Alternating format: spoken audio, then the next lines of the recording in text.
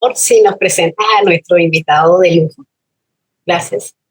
Gracias, Carolina. Bueno, hoy tengo el gusto y el placer de presentar al hermano Manuel Morales. Él es miembro de la sección mexicana de la Sociedad Teosófica, pertenece a la logia Aura de la Ciudad de México desde hace muchos años. He tenido la oportunidad y el honor de compartir con él estudios y puedo afirmar que es un investigador y un difusor de la ciencia oculta muy afamado, porque de verdad que mucha dedicación y trabajo a todo lo que nos entrega. Entonces, bueno, sin más que decir, hoy dejamos a Manuel con la segunda parte de la charla que nos ofreció hace unas 2-3 semanas atrás sobre el libro egipcio de los muertos, y a petición del público, pues tuvo el placer de ofrecernos esta segunda plática. Bueno, muchas gracias y adelante, Manuel. Bienvenido. Vale, pues Dani, al contrario, muchas gracias por esta presentación. Para mí también ha sido un honor el participar en estas sesiones y un gusto el trabajo que en su momento hicimos de logia. Realmente pues he aprendido muchísimo de todos me han dejado muchísimo conocimiento y experiencias. Y bueno, entrando en materia. Hoy vamos a dar continuidad a una sesión que ya habíamos tenido. Esta va a ser la segunda plática sobre el libro egipcio de los muertos. En la pasada sesión dimos como que un barrido muy rápido por lo que era el recorrido del difunto o del iniciado para poder, digamos, pasar una serie de pruebas y lograr finalmente salir del inframundo. Y en esta sesión lo que vamos a hacer es justamente ampliar este tema, irnos un poco más a detalle. Y algo interesante es que, a diferencia de la vez pasada, ahora lo vamos a tratar de contrastar con uno de los papiros.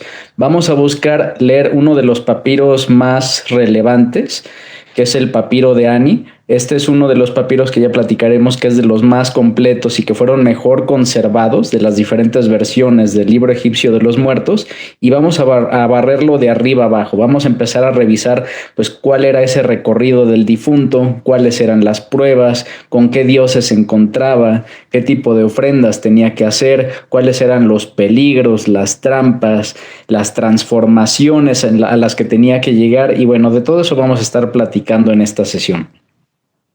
Y bueno, con esto dicho, voy a compartir pantalla y vamos a comenzar a platicar de esta segunda sesión enfocada en el papiro de Ani.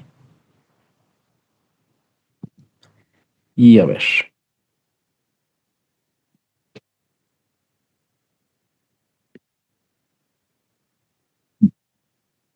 Perfecto.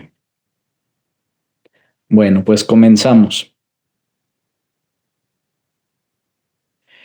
Bueno, para hablar del papiro de Ani, primero tenemos que hablar de una figura que fue muy relevante en su descubrimiento, que fue Wallis Bach. Wallis Bach fue un egiptólogo del siglo XIX que era visto, digamos, como el Indiana Jones del siglo XIX. ¿Por qué? Porque básicamente él, con sus propios financiamientos, sin un gobierno que lo apoyara, como por el propio amor a la aventura, al conocimiento, a la arqueología, él empezó a tener contacto con varias figuras, buscadores de tesoros del antiguo Egipto. En el siglo XVII, XVIII y XIX, llamémosle un oficio muy común, eran las personas que se ponían en las regiones arqueológicas a desenterrar reliquias. Encontraban diferentes objetos y básicamente de encontrar estos objetos estas personas vivían. Ese era su modo de vida. Y en aquel entonces pues no había como que un gobierno tan fortalecido que, digamos, cuidara o buscar estas reliquias. Entonces pues era como que quien la encuentra se la queda. Y muchas de estas personas pues vivían de ese oficio. Wallis Bach, él era un cazatesoros que se apoyaba de esta red de contactos para pues tener acceso a diferentes reliquias del antiguo Egipto que se iban encontrando. A él se debe el haber, digamos, dado a conocer uno de los papiros, que es el que vamos a platicar hoy, que es el papiro de Ani. Este es un papiro que, para que se imaginen su extensión, si lo desenrolláramos de lado a lado, es un papiro que mide 20 metros. Estos 20 metros, pues lamentablemente en su momento Wallis lo que hizo para poderlo transportar fue que lo cortó en varios trozos como si fueran páginas y digamos que lo volvió un libro, ¿no? Entonces es de lo que era ese papiro de 20 metros se convirtió en varias hojas, que ese fue su libro de los muertos. Cuenta la historia que él, pues todo esto lo hacía, digamos, clandestinamente. Él estaba en pláticas con el Museo Británico porque él quería que esta información o que este tipo de reliquias, que a veces en el propio Egipto no eran valoradas o la gente se las quedaba, no las protegían, él quería llevar esta obra al Museo Británico. Pero en el momento en el que las autoridades de Egipto se enteran de los descubrimientos, o mejor dicho, de los bienes que estaba adquiriendo Wallis, en ese momento como que se les prenden las alertas y tratan de atraparlo. Cuenta la historia en su autobiografía que él estaba, digamos, en un pequeño hotel donde tenía en una habitación guardadas sus reliquias y se entera que llega la policía, que ya le estaban, digamos, acorralando. Él estaba ya encerrado, estaba acordonada la zona. Y lo que a él se le ocurre en ese momento es, pues voy a invitar a los oficiales a comer, que pasen a comer, y los lleva a la sala y mientras discuten que sí, que no hay, él había encomendado a unos de sus sirvientes que por la parte de atrás de esta, digamos, de la sala donde él se encontraba, hicieran una especie de túnel y por ese túnel logró uno de sus sirvientes salir y llevarse todas las reliquias, al punto que cuando ya después los oficiales avanzaron, pues ya digamos, este papiro de Ani ya se lo habían llevado. Hay quienes consideran pues a un héroe como un héroe a Wallis Budge, hay otros que lo ven pues como al contrario, ¿no? Como una persona que llegó a robarse tesoros del antiguo Egipto. Pero bueno, sea de una u otra forma, pues por lo menos gracias a él, pues estos papiros están muy bien cuidados en el Museo Británico y es justamente de este papiro pues del que vamos a estar hablando hoy. De lo que vamos a platicar hoy. Wallis, él hizo un libro de su interpretación sobre este papiro y después, como me parece 4 años después, otro personaje que fue Sir Peter Lepage Renouf, un francés, él hizo un trabajo más minucioso donde él comparó este papiro de Ani con muchos otros papiros similares de libros, o sea, con diferentes libros egipcios de los muertos. Y a partir de ahí, ya digamos que salió la versión más completa del libro egipcio de los muertos, que tiene, me parece, 186 conjuros.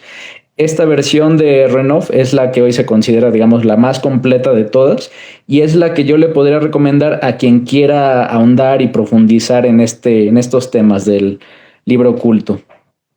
Y bueno, ahora, ya habíamos platicado la sesión anterior que a esto que se le llama el libro egipcio de los muertos, su verdadero nombre es La salida del alma hacia la luz del día. ¿Por qué? Porque básicamente estos textos nos narran el camino que va a tener ya sea o un difunto o un iniciado desde que descienden por el inframundo, pasando una serie de pruebas, demonios y situaciones internas, y después viene un ascenso hacia los cielos. Este descenso y ascenso hacia la luz es justamente lo que le da el nombre a este tipo de textos. Y bueno, ahora, ¿qué es el papiro de Ani? Para un poco entender qué es este tema del papiro de Ani, entendamos que el libro egipcio de los muertos, estos textos en un principio ni siquiera eran papiros. Usualmente estos eran grabados que estaban en las paredes de las pirámides, estaban grabados en las tumbas, en los sarcófagos de los faraones y estos grabados, digamos que tenían como las claves para poder salir del inframundo. Esas claves eran muy valoradas y era, digamos, casi como un secreto de estado, al punto que, digamos, solo los reyes, solo los sacerdotes, los faraones tenían acceso a esta información. Va pasando, digamos, la historia del antiguo Egipto y en las siguientes dinastías como que esta información se empieza a abrir y esta información que al principio solo era para los faraones, para los sacerdotes, baja una clase social y ahora está al alcance, digamos, de la nobleza, de la clase elevada del antiguo Egipto.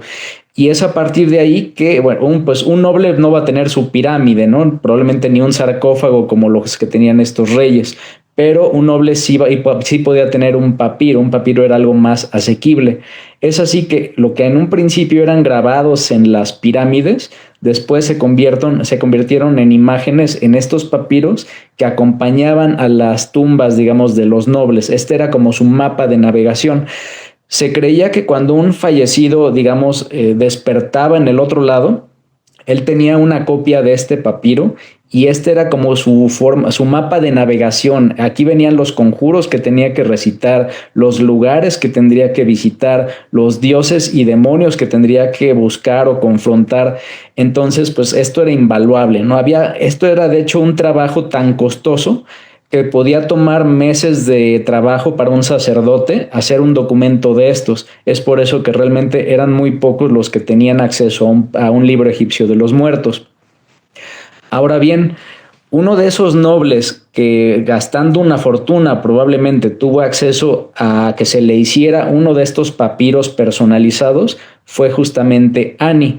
Ani fue una persona que vivió, se dice, pues más aproximadamente en el 1230, 1240 antes de Cristo. Él perteneció a la dinastía número 19 de Egipto. Y se dice que él era un escriba real en Tebas. Gracias a esa posición de escriba real, pues fue que pudo, digamos, hacerse de los recursos para que se le hiciera pues su propio texto. Y bueno, ¿qué nos vamos a encontrar en estos textos? Nos vamos a encontrar, además de la figura de Ani, que Ani lo vamos a ver ilustrado en varias partes de este texto, nos vamos a encontrar junto a él a su esposa, a su pareja Tutu.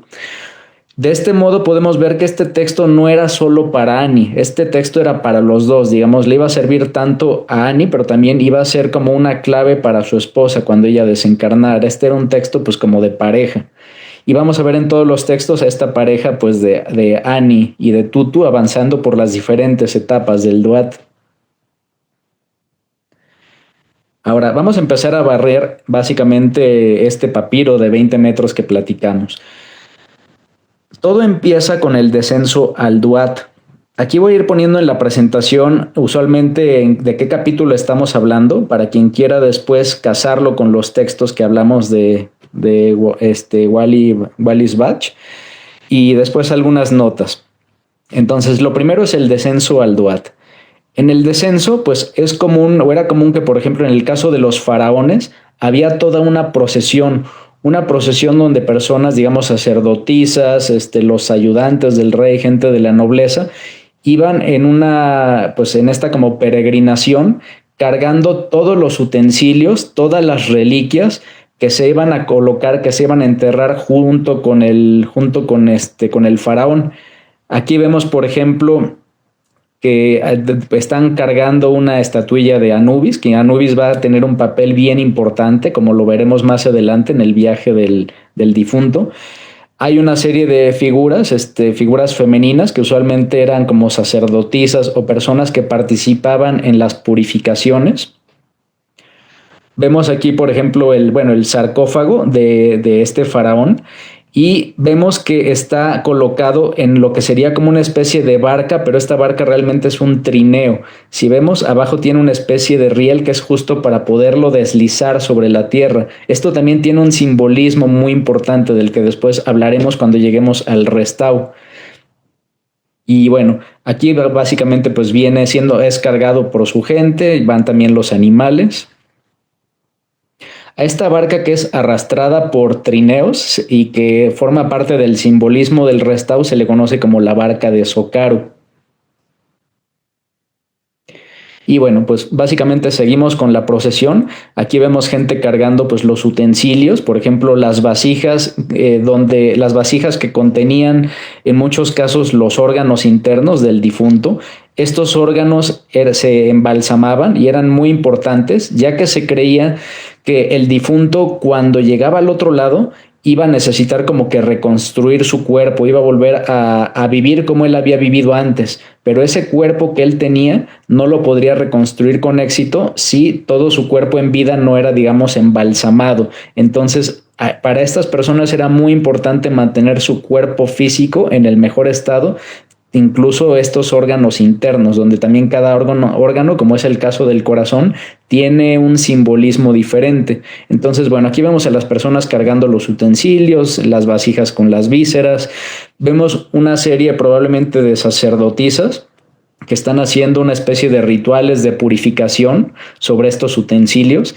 Es curioso, aquí no lo explica Bach, pero me llama la atención algunas posturas que tienen las sacerdotisas. Por ejemplo, es curioso esta mano que no sé si es como una especie de saludo, que al mismo tiempo tienen hay unas mujeres que tienen, por ejemplo, la mano apuntando a la nuca. Se me hace un poco curioso para quien ubica los 7 chakras. Hay otras sacerdotisas que tienen la mano justamente como aquí a la altura de la frente. Pudiera haber algún tema simbólico que no se termina de explicar y bueno, me parece como que curioso. De hecho, vamos a ver más adelante una imagen donde pareciera que las sacerdotisas están como que colocando sus manos en secciones del difunto que hacen alusión a, yo diría que incluso los chakras, pero ya lo comentaremos. Y bueno, seguimos aquí con la procesión. Vemos aquí pues los animales que se van a utilizar para la ofrenda. En estas ofrendas pues se ofrecía carne, se ofrecía cebada, en este caso cerveza, se ofrecían diferentes plantas, diferentes vegetales, se quemaba incienso. Y bueno, aquí vemos del lado derecho que tenemos, por ejemplo, a una sacerdotisa que está cargando un texto. Es importante mencionar que a lo largo de la procesión y durante el entierro, digamos, cuando se coloca al sacerdote en su lugar, se recita una serie de conjuros. Esos conjuros venían escritos en textos como el que está cargando esta sacerdotisa. Esos conjuros iban a ayudar justamente al difunto en su viaje. ¿Y qué más? Otra imagen que vemos aquí puede verse cómo hay una imagen del sarcófago que de haber estado antes en una posición acostado, ahora se levanta. Esta posición de levantar al sarcófago, de enderezar la columna del difunto, tiene también una especie de simbolismo mágico. Se creía que Osiris siempre tenía como que se le tenía que enderezar su columna apuntando hacia arriba para que así pudiera ser, digamos, fluido su camino, su recorrido en el inframundo. Entonces aquí se le endereza su columna. Vemos aquí en la imagen al dios Anubis que lo está sosteniendo, el dios del inframundo lo está sosteniendo. Y vamos a ver en la siguiente imagen con más claridad una serie de cosas que se están haciendo sobre este difunto. Aquí estamos viendo una imagen similar a la anterior, pero esta viene de otro papiro, del libro de los muertos de Junéferu. Y aquí se puede ver con un poco más de claridad cómo tenemos el sarcófago que está levantado. Tenemos aquí a los ayudantes, unos que están cargando, digamos, la vasija con el corazón del difunto. Otro está cargando un pequeño aparato que se ve como una rama, que no sé si ven que está como apuntando, pareciera ser a la boca o a los ojos. Hay un aparato de hierro, del que ya hablaremos, que se utilizaba para poder devolverle el habla al difunto. Se dice que cuando uno cruza al otro lado, de acuerdo a la creencia egipcia, uno pierde la capacidad de hablar.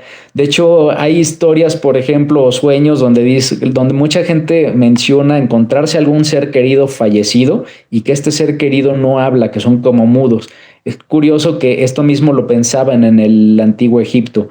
El que fallece usualmente pierde la capacidad de hablar, pero existen conjuros y existe un utensilio como el que se ve aquí en la imagen que se utilizaba para poderle, digamos, simbólicamente abrir la boca al difunto y que de nuevo pudiera recuperar el don de la palabra.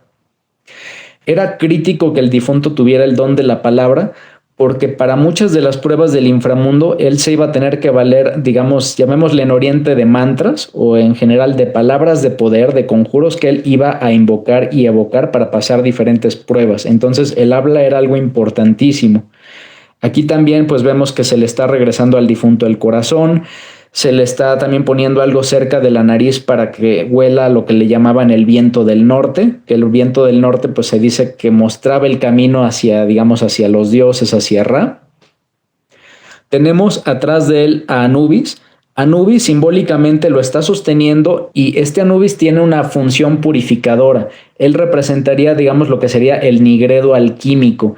Él le va a limpiar de todas las impurezas que tenga para que con esto pueda él llegar a los reinos superiores. Entonces aquí Anubis está, digamos, haciendo pues atrás del difunto una labor de purificación. Y aquí un poco lo que les comentaba, ¿no? Es curioso, si ven la imagen, tenemos a las dos sacerdotisas que están al frente, una que está, digamos, como que tocando los pies, y con la mano en la frente, con la mano sobre su frente, otra que está tocando cerca del abdomen y también con la mano en la frente, otros que están apuntando hacia los ojos, pareciera como que están mandándole algo a diferentes puntos de su cuerpo. Y bueno, también como parte de este ritual se hacían conjuros para que él pudiera recuperar su movilidad, sus piernas, y que él pudiera recuperar el corazón. Esto es importante porque se creía en el antiguo Egipto que el corazón era como aquello que guardaba todos los recuerdos buenos y malos de la persona, todo lo que la persona vivió, ya sea temas de virtud o de defectos. Todo lo bueno, todas sus luces y sus oscuridades quedaban, digamos, grabados en su corazón.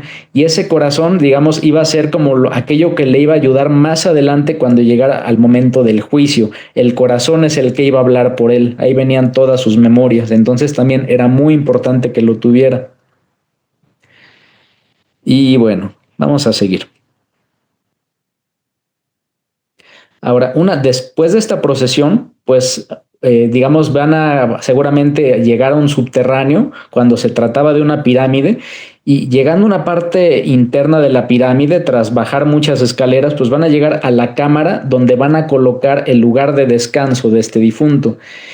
En esta parte del papiro vemos una representación simbólica de ese lugar de descanso. Se dice que este lugar usualmente pues tenía 4 paredes totalmente verticales. En cada una de las 4 paredes del lugar había un espacio para poner una reliquia y también había un texto. Cada pared de esta cámara está asociada a una de las 4 divinidades de los 4 puntos cardinales que también ya iremos viendo. Y bueno, en esta imagen vemos varias cosas, ¿no? Del lado izquierdo hasta arriba vemos 4 utensilios mágicos que el difunto va a requerir y que los vamos a platicar. Luego, aquí en el centro, bueno, en el centro de todo vemos, por ejemplo, el sarcófago del difunto siendo apoyado por Anubis. Vemos que abajo del sarcófago están varios jarrones. En estos estarían justamente, digamos, las vísceras embalsamadas del difunto. También estarían sus usheptis. Ya habíamos platicado en la sesión pasada que los usheptis eran unas estatuillas que iban a ser como los chivos expiatorios del difunto. Cuando él llegara al inframundo, estos usheptis iban a ser como sus dobles, y todo el trabajo pesado que le iba a tocar al difunto ya no lo iba él a tener que hacer, porque quien lo iba a absorber, quien iba a ser como su ayudante, van a ser estos usheptis, que iban a ser como sus réplicas, sus dobles. Y bueno, ¿qué más? Vemos también en esta imagen hay 4 puntos, uno al norte uno que está arriba del sarcófago. Lo que se ve arriba del sarcófago al norte sería la columna de Osiris, esta columna que decíamos que se tiene siempre que enderezar. Y de esta columna decían los egipcios que las primeras 4 vértebras, por alguna razón desconocida, eran las más importantes, y por eso las vemos aquí justamente representadas. El nombre de esta columna se le conoce como Diyet. Luego, al sur, vemos una representación del dios Anubis, que este dios pues también va a participar en una actividad, digamos, purificadora de todas las oscuridades del difunto. A la izquierda y a la derecha del sarcófago vamos a ver a las 2 diosas, a la diosa Isis y del otro lado a la diosa Neftis. Una es la diosa, digamos, celeste, que engloba los misterios de la iniciación, y la otra diosa es la diosa terrenal. Se dice que todos tenemos 2 madres, una es como nuestra madre del cielo y otra es nuestra madre de la tierra, que es, digamos, la que nos crió, con la que nos parió. Esa madre de la tierra que crió, en este caso a Osiris, se diría que es Neftis. Ella es como su cuidadora de la tierra, mientras que Isis es cuidadora del cielo. Luego, a los flancos, vamos a ver que hay cuatro figuras que parecen pues como de sacerdotes egipcios. Estos 4 hombres que se ven a los flancos corresponden con los 4 hijos de Horus, de los que ya platicaremos. También vemos aquí a los flancos de Isis y de Neftis. Hay 2 antorchas. Esta antorcha pues justamente representaba la sabiduría, la luz, la iluminación. Y también vemos aquí en la imagen unas casas y unas aves. Esta ave usualmente representaba el Ba. El Ba es como el cuerpo espiritual del difunto, es el cuerpo más elevado que puede llegar a tener. Y la casa representa que este es el lugar la residencia de donde él va, el lugar donde yace este cuerpo sutil del difunto. Probablemente para los teósofos sería este Ba lo que para nosotros sería probablemente Budi, para poner un ejemplo. Ahora, habíamos ya platicado que esta representación de la cámara mortuoria tenía 4 paredes. En una expedición hace mucho tiempo se encontró justamente una cámara mortuoria de un general. Este era el general Casa. Y digamos que parte de las paredes de este lugar se lograron extraer y se llevaron al Museo Mediterráneo en Francia. Y básicamente son las imágenes que vemos aquí. Cada una de las 4 imágenes representa una de las 4 paredes de la cámara mortuoria. Aquí, como comentábamos, cada pared está asociada a una deidad de las 4 direcciones, de los 4 puntos cardinales. Y se suponía, por ejemplo, aquí podemos ver que la primera imagen, que es la parte de la posición este, en el este estaba simbolizado con la figura de un chacal que correspondía con el dios Anubis. Habíamos visto en el slide anterior que había 4 objetos mágicos, 4 reliquias. Para lo que es el dios Anubis, a este se le asociaría con el amuleto del corazón. Este era un amuleto que se colocaba arriba del pecho del difunto, y este venía a, digamos, como que sustituir a su corazón, y era también muy importante. Muchos conjuros se hacían sobre él. Luego tenemos la segunda figura, que representa la pared que da al norte, y en esta se asociaba con con una figura humana que representaba a la diosa Isis.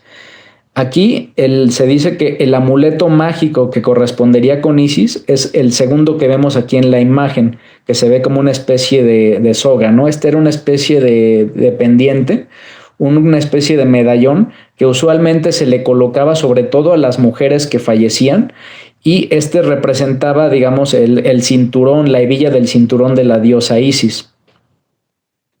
Luego tenemos la tercera figura que está al oeste, el tercer punto cardinal, y en lo que vemos es que es la figura de una columna, y esta columna estaba asociada a otro amuleto, que era el amuleto del Diyet, que ya hemos platicado que era una simbolización de la columna de Osiris. Por último tenemos la última de las paredes, la estela sur, y en la estela sur básicamente teníamos una llama representada, y esta llama correspondía con la diosa Neftis. Se cree que esta correspondía también al simbolismo del agua, y también se menciona que podría haber una relación entre esta copa que aparece en el papiro anterior y esta imagen de la vela. Se decía que también que la sangre de Isis se le entregaba al iniciado en una copa. Pudiera ser esa copa con la sangre de Isis tener alguna relación con esta cuarta figura. Y bueno, vamos a seguir revisando, estudiando esta parte del papiro. Como comentábamos, aquí tenemos al dios Anubis ayudando, digamos, al difunto a purificarlo básicamente. Tenemos abajo las vasijas y los susheptis, a los lados las diosas Isis y Neftis. Tenemos también, aquí están los 4 nombres de los 4 hijos de Horus. Cada hijo realizaba una función para el difunto. El primer hijo de Horus, Quebec-Senuf, era el que cuidaba sus huesos, sus extremidades y corazón, para que cuando el fallecido llegara al inframundo, llegara al Duat, pues pudiera moverse, tuviera movilidad, pudiera pararse. Con el corazón podría recuperar todos sus recuerdos. También se dice que cuando el difunto pasa al otro lado, como que ya no recuerda ni quién es. Entonces, en el momento en el que el primer dios le regresa su corazón, como que le regresan su memoria. Luego, el segundo dios le da vida a lo que es su cabeza y sus extremidades, el dios Hapi. El tercer dios, Tuamautef, lo ayudaba en su viaje al inframundo, le iba a tocar muchísimas pruebas y enfrentar a demonios, enfrentar a enemigos formidables y temibles. Este dios le iba a ayudar a someter a sus enemigos, era un dios de fuerza, de poder, de agresividad. Y el último hijo de Horus, que es Emsta, le iba a dar prosperidad durante su viaje en el Duat. Y bueno, un poco de lo que habíamos platicado. Cuando el difunto empieza su viaje, se supone que desde el principio las sacerdotisas debieron haber recitado un conjuro y haber utilizado el urjekau, un instrumento de hierro, para con ello poderle regresar el habla al difunto. Gracias a esto después él va a poder evocar palabras de poder. Hay una frase justamente en el libro egipcio de los muertos que traducida pues dice: que mi boca sea abierta por Pita con su instrumento de acero. Una vez que la persona, que el difunto recupera el habla, la siguiente figura, el siguiente dios que le va a ayudar es el dios Tot. Sabemos que Tot es el dios de la sabiduría, el dios de la palabra escrita u oral, y él es el primero que le va a enseñar varias de las palabras de poder con las que él, digamos, se va a defender y va a lograr salir adelante en las pruebas del inframundo. Luego tenemos aquí más adelante en el papiro, podemos ver arriba del lado derecho que se ve una especie de divinidad y, bueno, 3 divinidades, y del lado izquierdo se ve nuestro amigo Ani. Ani está haciendo, digamos, como una ofrenda y está pidiendo, él está haciendo alabanzas. En medio, entre Ani y estos 3 dioses, vemos que hay una especie de poste, como una balanza, que tiene arriba el corazón del difunto. En esta imagen, básicamente, este conjuro lo que estaría pidiendo Ani es que los dioses le permitan que se cuide su corazón, que nadie le robe el corazón. Estando en el inframundo, lo peor que te podría pasar es perder el corazón, porque si pierdes el corazón, aparte de que ya no recordarías ni quién eres, ya no tendrías algo para con lo cual te juzguen. Como ahí está la memoria de lo bueno y lo malo que hiciste, pues esa cosa es invaluable, ese objeto es invaluable, y entonces para el difunto es crítico que este elemento nadie se lo robe. Entonces, bueno, este conjuro es justamente para eso. Algo que también me faltó mencionar, todas estas imágenes que vemos eran importantes para el difunto, porque cada imagen representa algo que después, digamos, se vuelve real durante el viaje del difunto en el inframundo. Por poner un ejemplo, si yo dibujo que estoy matando una serpiente, es en el momento en el que yo, digamos, sueñe, ya que estoy muerto, que estoy en el inframundo y sueño con esa serpiente, gracias a ese dibujo, yo voy a ver, por ejemplo, cómo aparecen dioses y la empiezan a matar. Entonces, todo lo que aquí se dibuja tiene un simbolismo mágico. Podríamos decir que hasta como que se vuelve realidad en el otro plano. Entonces, por ejemplo, era común hacer figuras donde un demonio se veía totalmente vencido, aplastado, para que con eso, cuando el difunto se lo encontrara en el inframundo, pues automáticamente iba a perder poder. Estas imágenes se volvían realidades. Y bueno, sigamos con el papiro. Otro de los elementos que se le dan al difunto, digamos en su inicio por el inframundo, es el agua del sicomoro de Nut. En este caso, bueno, Nut es la diosa, digamos, del plano celeste, y se dice que había un árbol que estaba asociado a la diosa Nut, que es el sicomoro. Es curioso porque este árbol de sicomoro también en otras cosmogonías se le asocia mucho al reino onírico, se le asocia mucho a los sueños. Y se decía que había una forma de obtener aire y agua de este árbol de sicomoro, y esa agua, ese aire, le iban a servir al difunto durante todo su camino. Era como su oxígeno para poderse mantener bien. Entonces, Aquí hay justamente imágenes donde él pues respira y bebe del agua del sicomoro. También había otro dios que participaba en todo esto, que era el dios Hapi. Hapi era el dios también del agua y sobre todo del flujo del agua. El flujo del agua los egipcios lo relacionaban también con el flujo de la vida. En nuestra vida podemos seguir diferentes senderos y el que dicta el hacia dónde va nuestro camino, pues para el caso de los egipcios era el dios Hapi quien lo reinaba. Y bueno, también vemos aquí del lado derecho hay una imagen que está asociada a un conjuro y este conjuro era para que cuando llegara al inframundo el difunto, que nadie le robara su asiento, que nadie le robara su trono, su posición de poder. Es importante recordar que cuando una persona llegaba al inframundo, pues estaba desprovista de todo nombramiento, de todo rango, y si no tenías una de estas figuritas que comento, un Ushepti que te ayudara, si no tenías un chivo expiatorio que trabajara por ti, pues a ti te iba a tocar estar arando la tierra, a ti te iba a tocar estar haciendo, digamos, trabajos pesados. Entonces, este conjuro justamente es para que, digamos, que desde que llegue el difunto no pierda como que esa posición, digamos, jerárquica que tenía. Y bueno, durante su viaje por el inframundo, el difunto se va a encontrar con varias pruebas. Para pasar todas estas pruebas, él va a tener, lo primero que él va a tener que aprender, y esto es algo muy difícil, va a tener que renunciar en parte a su ego, va a necesitar, voy a decir, desentenderse de lo que él cree que es, va a tener que desidentificarse de lo que él creía que es, porque solo así su ego va a poder tener elasticidad y hasta que su ego tiene elasticidad, él va a poder adquirir diferentes formas.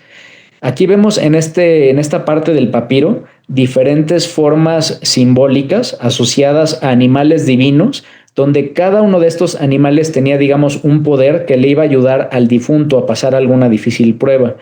Aquí vemos, por ejemplo, la primera imagen, la que se ve hasta arriba, a la izquierda. Este pajarillo es el mirlo, que es una de las transformaciones que el difunto iba a tener. Otra de sus transformaciones iba a ser la del halcón de oro con cabeza de garza. El libro egipcio de los muertos nos dice que cuando el difunto lograba esta transformación, el halcón de oro tenía la capacidad de escuchar la voz de Ra. O sea, digamos que tenía una percepción, podremos decir, extrasensorial, podía escuchar más allá de lo evidente. Para una persona que está perdida en el inframundo sin una guía, pues esta figura del halcón de oro pues probablemente iba a ser hasta su brújula. Entonces era muy importante esta transformación. Otra transformación relevante era la del halcón sagrado. Esta figura se dice que le permitía elevarse por lo alto para que así no pudiera ser atrapado por los demonios del Duat. También se dice que esta transformación corresponde con el alma de Horus, que el alma de Horus pues justamente es una entidad de fuerza, de poder, que es capaz de aplastar a un enemigo. Y bueno, siguiendo con el papiro y siguiendo con las transformaciones, pues también le iba a tocar transformarse en serpiente, con el propio simbolismo de la serpiente, que es adaptarse, por ejemplo, al cambio, la sabiduría. Se iba a poder convertir con un conjuro en cocodrilo. El cocodrilo era una figura de poder, de fiereza, justamente para poder hacer frente a los demonios con los que le iba a tocar confrontar. Y otras figuras como justamente pues también la figura del loto, que es la que vemos aquí hasta arriba a la derecha, que representa pues la pureza y representa también el paso por los diferentes planos, ¿no? Desde la tierra al campo etérico, que representaría la tierra es el lodo, el campo etérico sería el agua en la que crece el loto y el aire pues sería donde ya sale la flor del loto, ¿no? Por eso se consideraba también el loto importante, porque era una figura que representa como digamos los 4 cuerpos espirituales. Y bueno, siguiendo con las transformaciones, también le iba a tocar transformarse en un león, que es una figura de nobleza y de fuerza, también para vencer a sus enemigos. Se iba a poder convertir en el ave Venu. El Venu es una especie de garza que en algunas personas de Occidente lo relacionan al Venu con el fénix, porque este es un ave que para que ella pueda aparecer tuvo que primero haber quedado en cenizas, tiene que destruirse, demolerse, incinerarse su anterior cuerpo para que de esas cenizas emerja un ave de fuego. Esa ave de fuego, esta garza, es justamente el Venu y es muy importante dentro del libro egipcio de los muertos. Otra de las aves, otra de los tipos de garza en los que se transforma es lo que se conoce como en los textos del libro egipcio como Shenshen o como Herschel en la traducción de Waldos Bach. Y sigamos. Bueno, aquí justo teníamos, la transformación del loto, como la vemos arriba a la izquierda. También se iba a poder convertir en el dios Pita. El dios Pita, esta transformación se dice que lo que le iba a permitir es comer de lo que comen los dioses para así rechazar todo aquel alimento que fuera impuro. Se dice que el difunto pues está tentado a comer, digamos, pues la misma basura que comió en vida. Y si él no aprende a rechazar ese tipo de comida, de hecho sería presa de lo que le llaman los demonios cocodrilo. Entonces él necesitaba pues comer de la misma ambrosía, de lo mismo que comían los dioses. Y para eso le iba a ayudar la transformación en el dios Pita. Y bueno, siguiendo con este viaje, pues el difunto pues va a estar en contacto con el dios Hapi, que representa el cielo expansivo, que se ve aquí hasta la izquierda, que representa lo que comentábamos, ¿no? Esta agua que corre, que es el flujo de la vida, que toda vida pues tiene un principio, puede tener varias ramificaciones, pero al final llega a un final. Esa parte de los flujos de la vida pues viene representada en esta imagen del dios Hapi. Luego tenemos que el difunto llegará al lugar de la balanza, el lugar donde habrá que equilibrar la luz con la oscuridad, que lo vemos aquí representado con esta figura, ¿no? De pues al parecer de este faraón, que tiene sus brazos extendidos, una parte con sus oscuridades, otra parte con sus elementos de luz. Tras pasar el lugar del juicio, el lugar de la balanza, el difunto llegaría a la siguiente zona, que es como este castillito que se ve a la derecha. Este castillo con rejas, que se ve como una fortaleza, es lo que se conoce como el Restau. El Restau es la zona más difícil de pasar de todo el Duat, es la zona de los grandes misterios. Esta es una especie de barrera para que evita que cualquier entidad, cualquier demonio, cualquier dios que no esté cualificado, evita que pueda llegar al lugar donde descansa justamente Osiris. El objetivo del difunto en el Duat es lograr llegar al sarcófago de Osiris, pero para poder llegar ahí pues va a tener que pasar todas estas pruebas que aquí vemos y que las vamos a ir detallando más adelante. Y bueno, lo primero, para poder entrar a la sala del juicio, el lugar de la balanza que teníamos aquí en esta imagen anterior, para poder llegar ahí, se dice que primero el difunto debe de pasar dos puertas. Una puerta es la que le permitirá entrar a la sala del juicio, y otra puerta es la que le permitiría regresar a la tierra, el lugar donde vivió.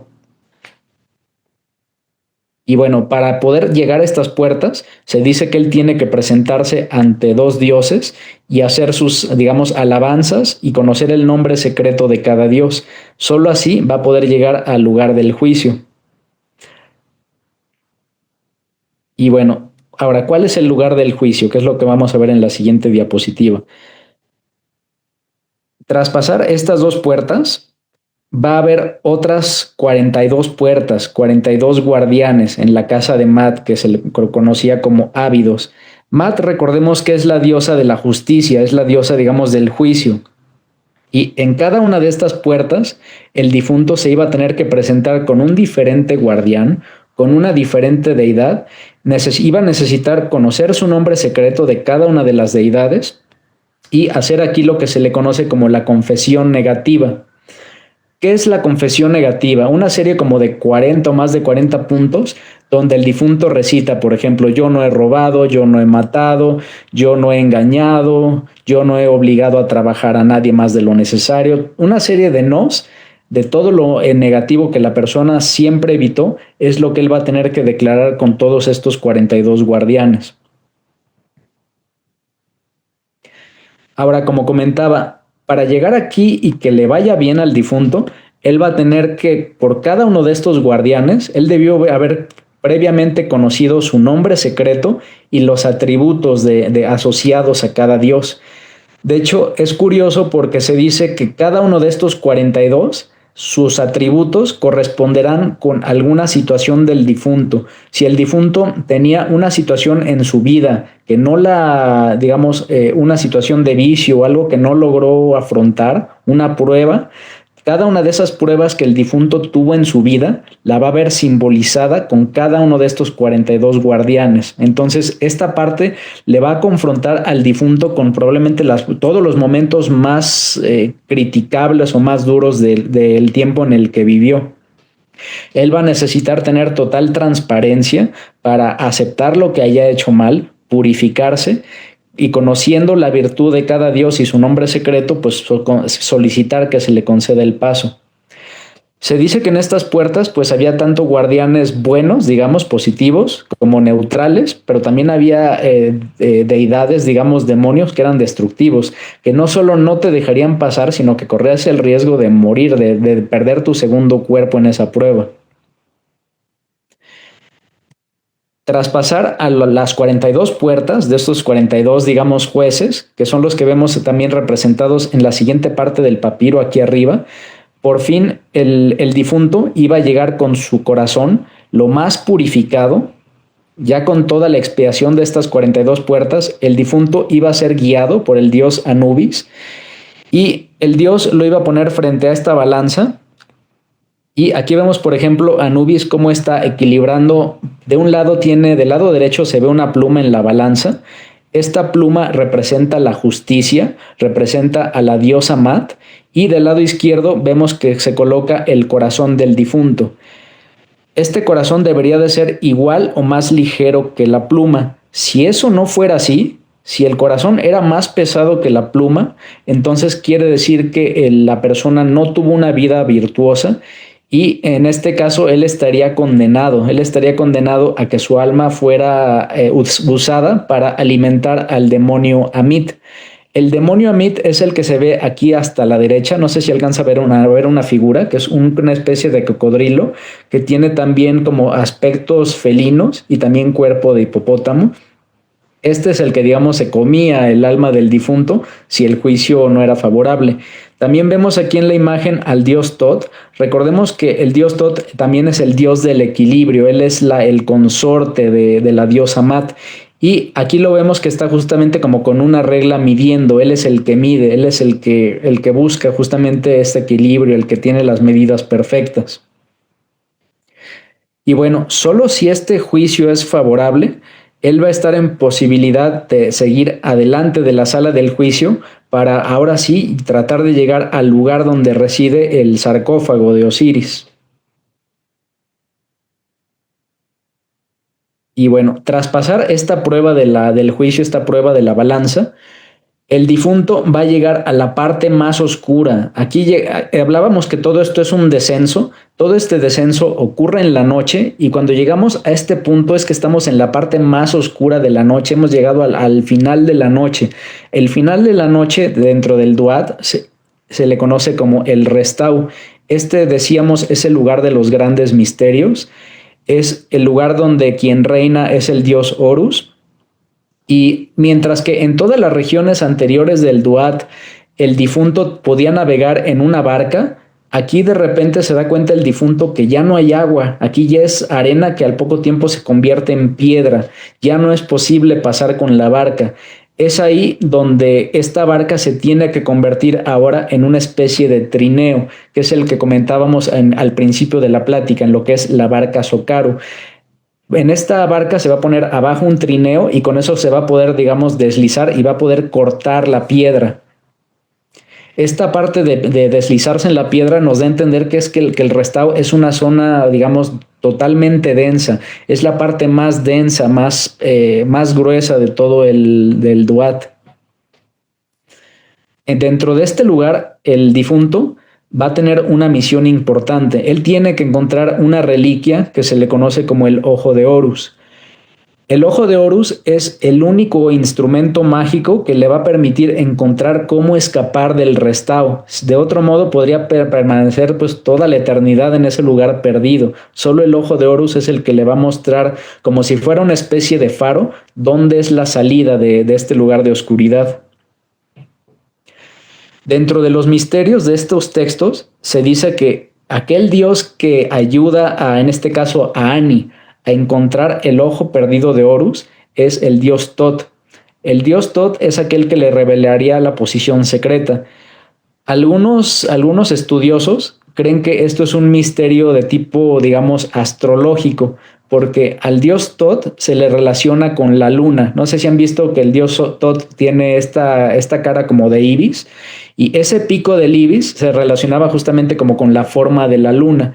Y algunos iniciados creen que hay un misterio en el sentido de que probablemente en cierta hora de la noche, cuando la luna esté en cierta posición, sería que esto lo equivalente al dios Tot. En ese momento la luna revelará al difunto dónde está escondido el ojo de Horus.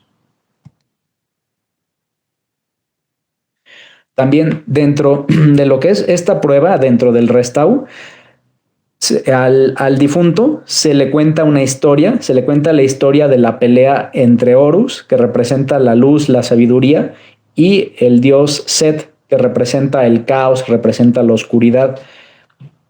Se dice en esta historia que en la batalla entre Horus y Set, Set le avienta una red a Horus a su ojo que no le permite ver, lo deja ciego, y justamente es el dios Tot, el dios de la sabiduría, aquel que le logra retirar la red del ojo al dios Horus, y con eso Horus ya puede contraatacar a Set y vencer. Él tiene que entender el simbolismo de este misterio para así poder dar con el misterio de la luna que platicábamos. Y bueno, una de las pruebas también más importantes en el Restau es que el difunto va a tener que no solo ponerse en el papel de Horus, sino que también se va a tener que poner en el papel de su sombra, en el papel de todas sus oscuridades, y diría yo convertirse también en el dios oscuro, en el dios Set. Solo cuando el difunto ha conocido la luz y ha conocido la oscuridad, cuando ha conocido su parte más profunda y ha conocido también su parte más terrenal, su sombra, cuando las conoce y las integra, es en ese momento cuando se dice que ya aparece lo que es esta reliquia del ojo de Horus. Este ojo de Horus une a las dos almas, al alma, digamos, de luz y al alma de oscuridad. Y bueno, vamos a seguir. En el momento en el que las dos almas se unen, vemos que aquí vienen simbolizadas como en este pájaro, en esta ave, que representa el va del difunto que ya tiene su luz y su oscuridad. Y con eso ya va a poder pasar la puerta que le va a permitir salir del Restau. En ese momento es cuando se revela el ojo de Horus, y el ojo de Horus, digamos, al apuntarlo a las estrellas, al apuntarlo al cielo, a Ani le va a revelar otro misterio. Se va a dar cuenta que en el cielo se dice, según este simbolismo, que hay 7 vacas en el cielo. 7 vacas que están todas atrás como siguiendo a un toro que está adelante de ellas. Todas estas vacas, estas 7 vacas seguidas por el toro, habíamos platicado también en la sesión anterior, que se las recomiendo quien tenga oportunidad, representaban a justamente las estrellas que conforman la constelación de la Osa Menor, y en este caso el toro que está hasta adelante iba a representar la estrella, en este caso de Polaris, que es parte de la Osa Mayor. Este también es un misterio, digamos, astrológico, que el difunto, el iniciado, tenía que entender, porque si él lograba dar con la posición de este toro que está en el espacio, ahí es justo donde se esconde, ahí es donde está escondido el sarcófago de Osiris, que es el lugar al que tiene que llegar, esa es su meta. Y bueno, se dice, con el ojo de Horus, pues el difunto se va en la barca celeste elevando por todas estas estrellas y va a llegar a una de las más difíciles pruebas. El lugar al que ahora va a llegar el difunto es un lugar de fuego. Este lugar de fuego, que para nosotros en Occidente sería algo similar al infierno, esto se le conocía como Sutenjunen. Sutenjunen era el reino de Anubis. También aquí es un lugar de purificación, de juicio. Se dice que este reino estaba protegido por 21 guardianes, que los vemos aquí representados a los 21 guardianes, cada uno como con su nombre y su simbolismo. Cada uno de estos guardianes va a evitar que Ani pueda seguir adelante. Él tiene que abrirse espacio en este mar de fuego y él va a tener que pasar con cada uno de estos 21 guardianes. Y aquí viene un punto importante. Habíamos dicho que Annie se tiene que convertir en el ave Venus, en lo que es en el Fénix, que tiene que convertirse en cenizas para poder renacer. Solo si renace, solo si se hace cenizas, se le va a permitir el paso al lugar donde está el cuerpo de Osiris. Para que esto ocurra, él va a tener básicamente que ser desmembrado. Todos los miembros impuros del difunto tienen que ser ofrendados a uno de estos diferentes dioses para que ese miembro en específico sea renovado. Dentro de los conjuros que vamos a ver en esta parte, por ejemplo, vamos a ver que Annie a un dios, digamos, le cede su cabeza, a otro dios le cede una de sus extremidades, a otro dios le cede el pecho. Y cada una de estas se la cede, pero diciendo, por favor, o sea, te la entrego para que la purifiques. Esta parte impura que yo te entrego, quiero que cada uno de los 21 dioses que están ahí resida en uno de estos órganos. Cada dios está asociado a un órgano, a una parte del cuerpo, a una extremidad. En el momento en el que se da esta absorción en los dioses y se vuelve triza, se vuelve, digamos, queda hecho, se deshace la figura del difunto, es en ese momento cuando de las cenizas va a surgir su nuevo cuerpo purificado. Y bueno, también dentro de lo que es este lugar de fuego, que es el Sutenjún, en donde están estos guardianes, se habla de 2 lagos. Hay 2 lagos donde el difunto va a tener que purificarse. Uno es un lago de nitrón, otro es un lago de sal. Estos 21 guardianes están distribuidos en 7 puertas. Cada puerta tiene 3 guardianes. Y aquí pues justamente Annie va a tener que confrontar cada uno de los guardianes, ofrendar una de sus 21 partes del cuerpo para que sea purificada. Y bueno, una vez que todo su cuerpo fue calcinado por este fuego y fue reconstruido, él ya tiene ahora un nuevo cuerpo espiritual, que este cuerpo estaría simbolizado por el ave Venu. En este momento se dice que el difunto ya fue osirificado, ya se convirtió en un Osiris. Solo con esa purificación ya puede el difunto pasar este infierno, este lugar de llamas, y va a llegar al Amenti. El Amenti es el lugar secreto donde estaba el cuerpo caído del dios Osiris. Esta es como, digamos, la primera meta a alcanzar. Aquí vemos en este papiro que el difunto ya llega volando con su nuevo cuerpo. Aquí ya está como el Fénix o ave Venu, ya totalmente purificado. Él se va a encontrar justamente el féretro de Osiris. Abajo vamos a ver pues todas las reliquias, las vísceras en vasijas del difunto que habíamos platicado, también los usheptis. A los lados del difunto vemos 2 aves. Estas 2 aves justamente es la representación espiritual o en el cuerpo de Fénix de las 2 diosas que habíamos platicado, de su madre celeste y de su madre en la tierra, de la diosa Isis y de la diosa Neftis. Y bueno, en el momento en el que llega aquí el difunto se va a encontrar con algo, pues podríamos decir durísimo, porque cuando llegue y abra el sarcófago, se va a dar cuenta de que el dios Osiris es el mismo, va a haber un reflejo de él.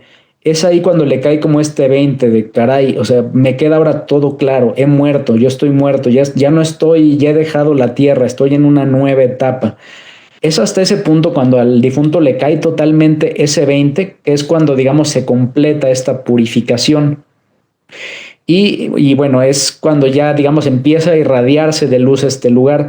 Me faltó comentar que el Amenti es un lugar de bellos jardines, es algo similar a lo que se comentaba en la antigua Grecia como los campos elíseos, es un lugar pues de paz, es probablemente la parte menos oscura, más bien la única parte de luz del Duat.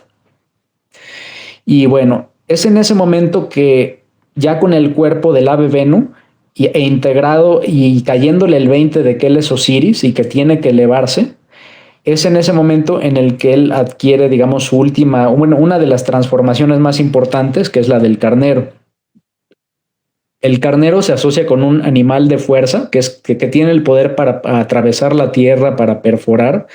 También el ave Venu es un ave que tiene la agudeza para con su pico inmediatamente cortar el pez que agarra.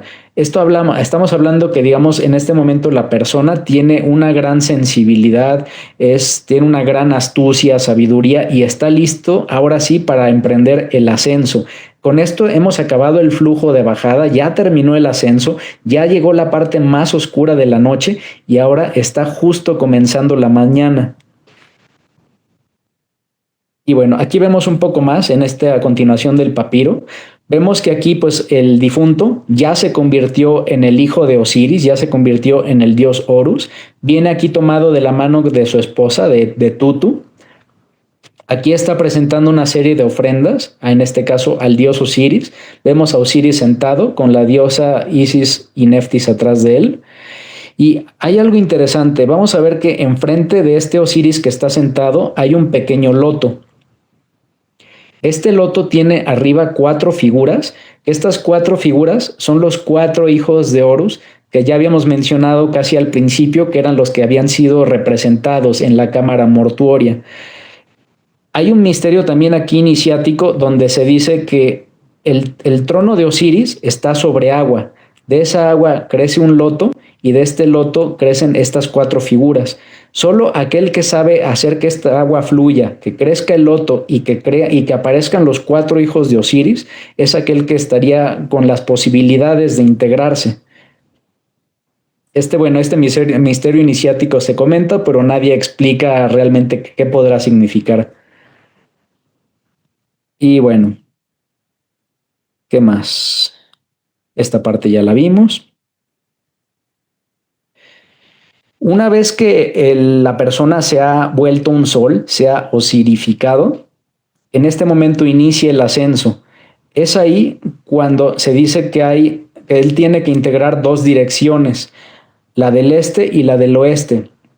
El difunto ya pasó por su etapa de oscuridad, ya pasó por su nigredo, ya pasó por una etapa, digamos, de purificación, con esta integración con Osiris y con el juicio. Ahora le toca la tercera etapa, lo que sería en la alquimia el rubedo, que es la integración de sus 2 partes, la integración de su luz con su oscuridad. Aquí el difunto va a completar ese trabajo que ya estaba iniciando de integrar al dios Horus con el dios Set. Mientras que Horus es la pureza, Set representa el poder. Necesita ambas cualidades para poderse elevar por lo alto. Vemos en esta imagen, por ejemplo, aquí tenemos, esta imagen de este buey, este animal, representa justamente al dios Osiris. Vemos del lado izquierdo el ojo de Horus, que es el que ya habíamos visto que nos ayudó a encontrar el paradero oculto de Osiris. Más a la derecha vemos al difunto que está, digamos, sosteniendo por lo alto 2 cruces ansata, 2 Ankh. En este caso, usualmente la cruz ansata representa el este. Al tener una hacia cada lado, entenderíamos que el difunto está equilibrando el oeste con el este, está equilibrando la luz con la oscuridad. Solo hasta que logra esa integración de sus 2 mitades es cuando llegaría a la siguiente parte, que es transformarse en el Dios que está más allá del bien y el mal, el Dios que está más allá de lo que le dirían es el alfa y el omega. Este Dios que está más allá de todo se le conoce como el Dios Tum. Este Dios se cree que está de hecho más allá del tiempo. Él procede de la diosa celeste Nut. Y bueno, él representa el pasado y representa el mañana. Representa Osiris, que sería el pasado, y representa el mañana, que es el dios Ra. Mientras que Osiris es el dios que cae, es el sol cayendo. El dios Ra es el dios que se va a elevar por el horizonte. Estas 2 polaridades, Osiris y Ra unidas, justamente representan o están dadas por el dios Tum. Se dice que el dios Tum tenía una doble cabeza de león, como se ve en esta imagen. Y también vemos aquí que hay como una dualidad, ¿no? Está el masculino, el femenino, están sus 2 cuerpos celestes, sus dos va, está su alma, pero también está su sombra arriba del templo. Y aquí vemos claramente, pues, simbolizada de varias maneras esta integración de la dualidad. Y bueno, en el Es hasta ese momento en el que el difunto ya tiene todos sus, digamos, sus vehículos, todos sus cuerpos completos. Su cuerpo físico, que es la columna de Osiris, ya está enderezada, como se ve aquí en este grabado. Tenemos la cruz ansata, que aquí la cruz ansata pues representa su cuerpo vital. Después tenemos estas dos manos extendidas. Estas dos manos extendidas representan otro símbolo, que es el Ka.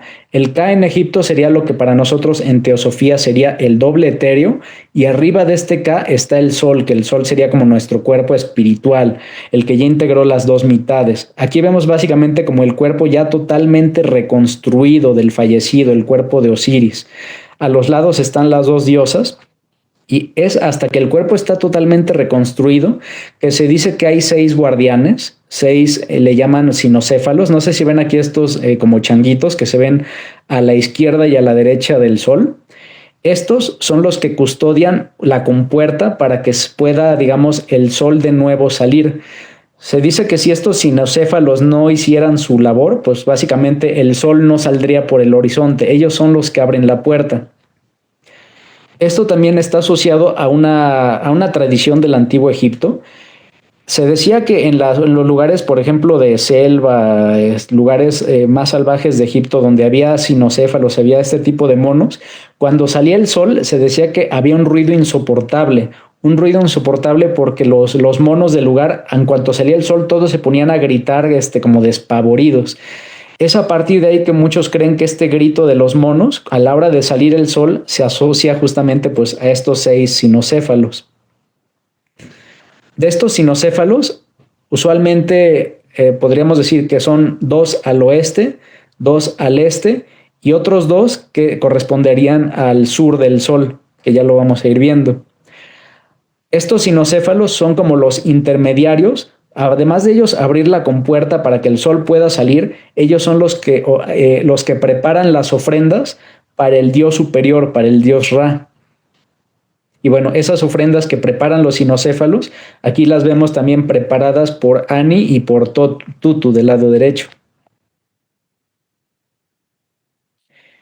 Y bueno, cuando comienza a salir el sol, un poco lo que comentábamos, de los 6 sinocéfalos, aparecen los primeros 4, 2 al este y 2 al oeste, que son los que van a abrir la compuerta.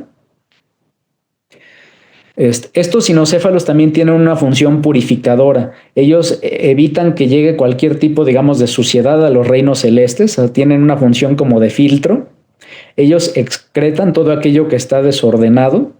Y se dice que cada uno de estos 4 sinocéfalos es una puerta, cada uno es un portal. Los 4 portales se tienen que abrir para que así pueda comenzar a salir el sol por el horizonte.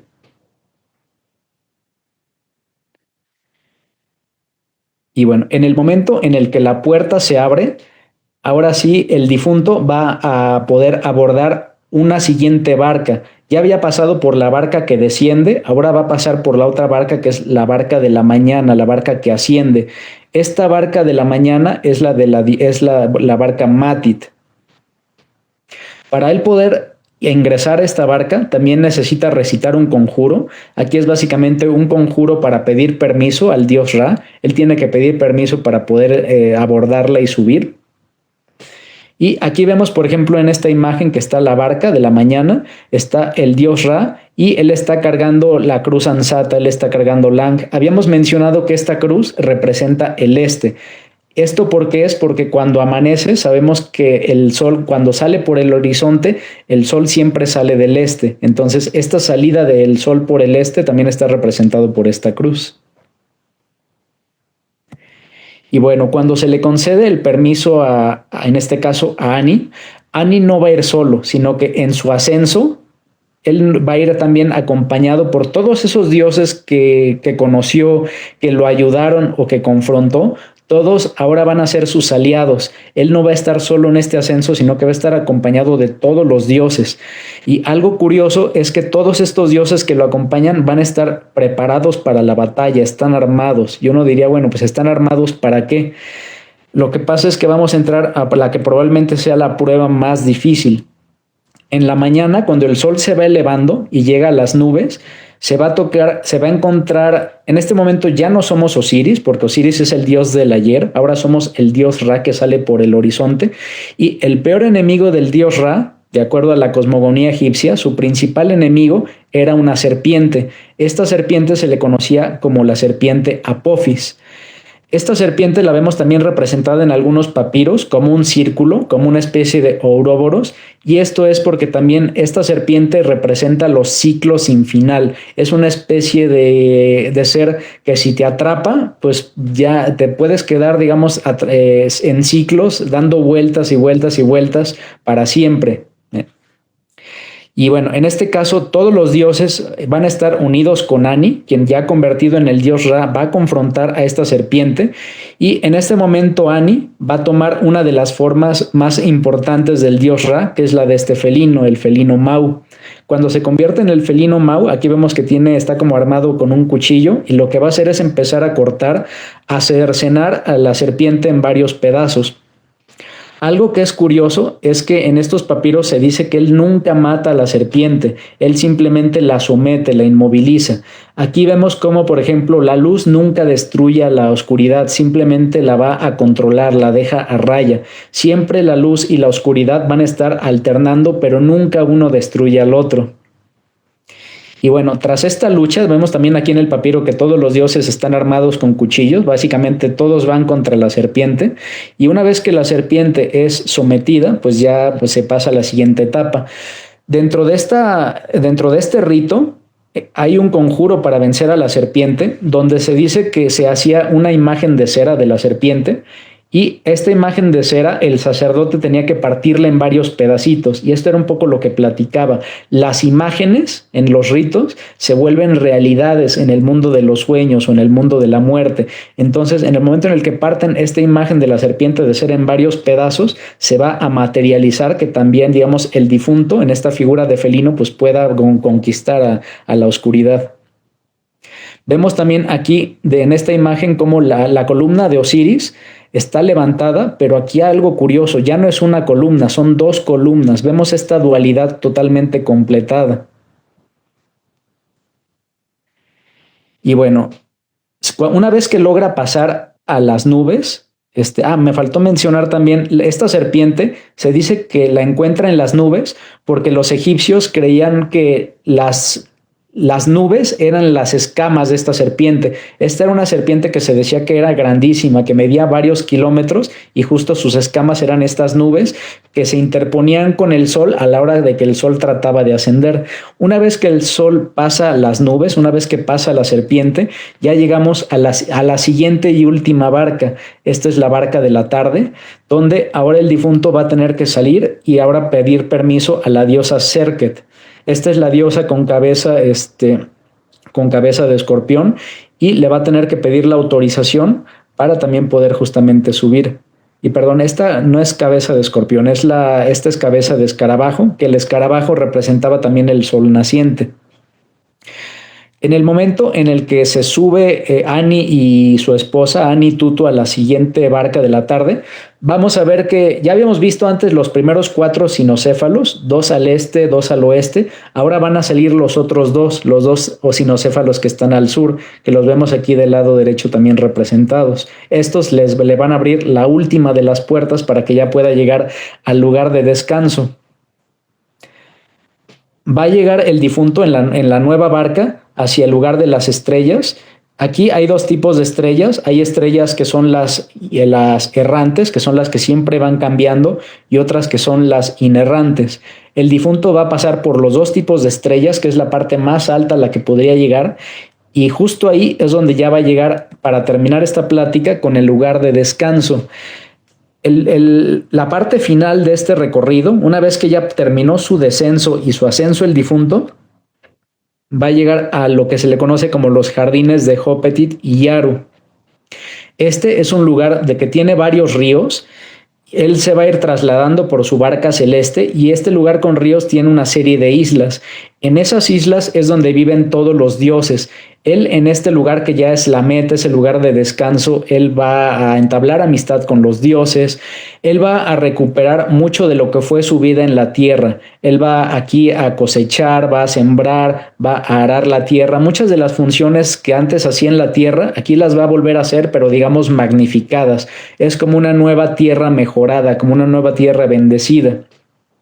Se dice que en estas islas se va a encontrar, por ejemplo, con el dios Shu, que el dios Shu es el dios del aliento, es el dios de la palabra, es el dios de las palabras de poder, y él le va a enseñar a utilizar las palabras de poder para que a partir de ahí él pueda hacer todo lo que quiera realidad, todo aquello que él desee, que imagine, se va a materializar gracias a las palabras de poder que va a aprender aquí con el dios Shu. Va a navegar en la corriente del dios Hotep. De hecho, se dice que Hotep, el significado de Hotep es estar satisfecho, es estar en paz. Entonces entendemos que aquí es el lugar, digamos, ya de descanso, el lugar donde va a tener una nueva vida, pero mejorada, el lugar donde va a estar en amistad y en gloria con los dioses.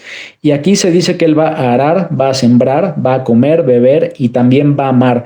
Él va aquí a desbordar, digamos, de sabiduría y de amor hacia todos los que le rodean. Este también es un lugar donde se preparan todos los dioses aquí preparan las ofrendas para el dios principal, para el dios Ra. Y con esto, en este lugar de descanso, pues ya estaría llegando al final de su camino, pues tan difícil, ¿no? En este caso, pues nuestro amigo Ani. Y bueno, pues básicamente con esto terminaría básicamente lo que es nuestra plática. Este fue el recorrido que habría tenido que pasar Ani de acuerdo a su papiro. Y vemos que esto pues está totalmente cargado de simbolismo. Parece un cuento de fantasía, parece un cuento de niños, pero es importante que aprendamos a ir mucho más allá del cuento. Tenemos que pensar que todo esto tiene una parte iniciática, que por eso esto no solo era para los difuntos, era también algo para los iniciados. Y bueno, pues tras esta historia de descenso y de ascenso, hemos terminado con la plática. Creo que ahora ya fue un poco más extenso que la vez pasada. Espero no haya sido muy cansado. Muchas gracias a todos por habernos acompañado y estamos listos para cualquier comentario, para cualquier pregunta.